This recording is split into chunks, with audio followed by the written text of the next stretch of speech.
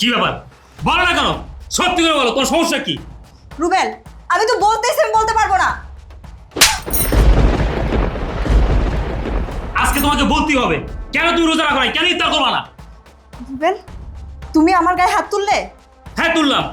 আচ্ছা ঠিক আছে, তুমি জানতে চাও না আমি কেন রোজা রাখি নাই? এখানে দাঁড়াও, আমি এখনই আসতেছি।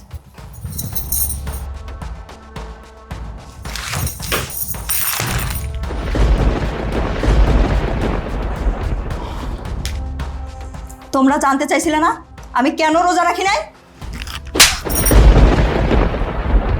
আম্মা, আপনারা সবাই ইফতার করেন, আমি রুমে যাচ্ছি। দাঁড়াও, রুমে যাবা কেন? ইফতার নিয়ে সবাই টেবিলে বসে আছে, তুমি ইফতার করবে না? আম্মা, আমি আজকে ইফতার করব না। কেন ইফতার করবো না কেন? আসলে আমার একটু সমস্যা আছে। সমস্যা? কি সমস্যা? আমি আজকে রোজা রাখিনি। কি বললা? তুমি আজকে রোজা রাখো নাই মানে? নামাজ পড়ে না, রোজা রাখে না, সারাদিন শুধু খায় আর ঘুমায়। মা, আমাকে আর আপনাকে দিয়ে বাসার সমস্ত কাজকর্ম করাইলো, সে তো সারাদিন ঘুমাইছে। আচ্ছা, আমাকে কি আপনার ছেলের বউ করে আনছেন নাকি বাসার চাকরানি করে আনছেন যে সমস্ত কাজ আমি একাই করব? হ্যাঁ মা, বিষয়টা আমিও লক্ষ্য করেছি। তোমরা সবসময় আমার বউকে দিয়ে বাসার সমস্ত কাজ করো। আর ভাবি ভাবি তো সবসময় শুয়ে বসেই খায়। আমার বউ কেন বাসার সমস্ত কাজ করবে? ও কি একার সব দায়িত্ব নাকি? বৌমা, সেহরির সমস্ত কাজ আমাদেরকে দিয়ে করালা, ইফতারির সমস্ত কাজ আমরা করলাম। কই, আমাদের কোনো কাজে তো তুমি সাহায্য করো নাই। তুমি রোজা রাখো নাই, কি করলা? সারাদিন খালি ঘুমাইলা। আহা, খাবার টেবিলে তোমরা কি শুরু করছো? চুপ থাকো না। কি ব্যাপার? তুমি কিছু বলো না কেন? কি সমস্যা তোমার? হ্যাঁ, কেন রোজা রাখো নাই? রুবেল, আমার একটা পার্সোনাল সমস্যা আছে।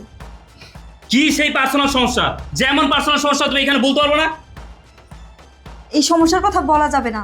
ভাইয়া, সমস্যা টমস্যা কিছুই না, এগুলো হচ্ছে সব বাহানা, কাজ না করার আর রোজা না রাখার। বাড়ির প্রত্যেকটা মানুষ রোজা রাখছে, তুমি রোজা রাখো নাই। বারবার বলতেছো সমস্যা আছে, সমস্যা আছে। কি সমস্যা তোমার? কেন রোজা রাখো নাই? রুবেল, আমার এই সমস্যার কথা আমি সবার সামনে বলতে পারবো না। আহা, তোমরা ইফতার টেবিলে কি শুরু করলা? চিল্লাচিল্লি করতেছো কেন?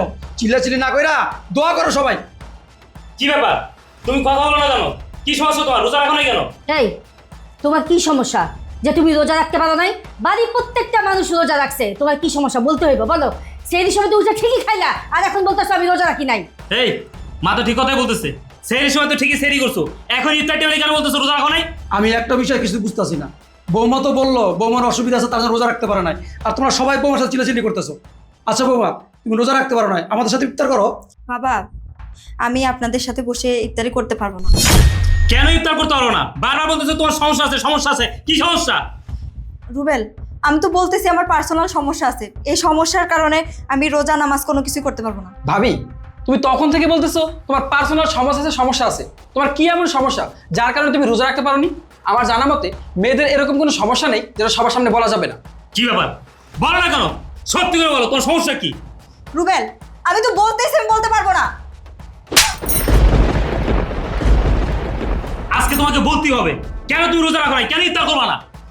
রুবেল, তুমি আমার গায়ে হাত তুললে? হ্যাঁ, তুললাম। আচ্ছা ঠিক আছে, তুমি জানতে চাও না আমি কেন রোজা রাখি নাই? এখানে দাঁড়াও, আমি এখনই আসতেছি।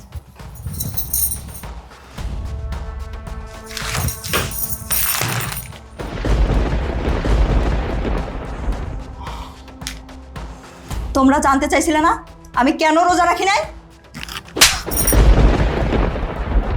ইফতার টেবিলে এসব কি অসুবিধা হচ্ছে? মা, আপনি তো একটা মহিলা মানুষ, আপনার তো জানার কথা যে একটা মেয়ে কোন সময় রোজা রাখে না। আপনি এটা জানা সত্ত্বেও ইফতারের টেবিলে বাবার সামনে বারবার আপনি বলতেছেন যে আমি কেন রোজা রাখিনি। এই জন্যই আমি এই জিনিসটা এখানে আনতে বাধ্য হয়েছি। আর নেহা, তুমি তো একটা শিক্ষিত মেয়ে, তোমার তো জানার কথা যে একটা মেয়ে কখন রোজা রাখে না, কখন নামাজ পড়ে না। তা জানা সত্ত্বেও তুমি বারবার রিপিট করে আমাকে বলতেছো যে আমি কেন রোজা রাখি নাই, কেন নামাজ পড়ি নাই। সবার সামনে আমাকে এইভাবে অপমান করতেছো। আর কাজের কথা কি বললে? একদিন ইফতারি বানিয়ে তুমি এত কথা বললে আমাকে, আর আমি যে প্রতিদিন ইফতারি বানাই। আর জিসান, তোমাকে আর কি বলবো, তুমি তো বউ ছাড়া কিছুই বুঝো না। শোনো, তুমি তোমার ছোট ভাইকে দেখে শেখো বউকে কিভাবে সাপোর্ট করতে হয়।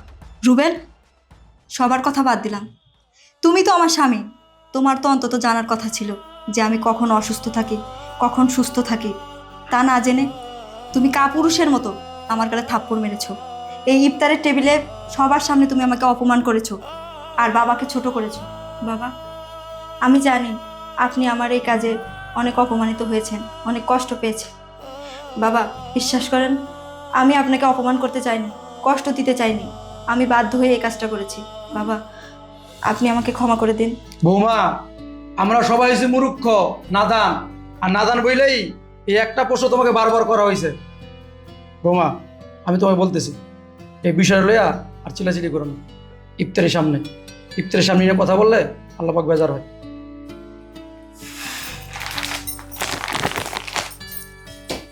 বসো, ইফতার সময় গেছে গা।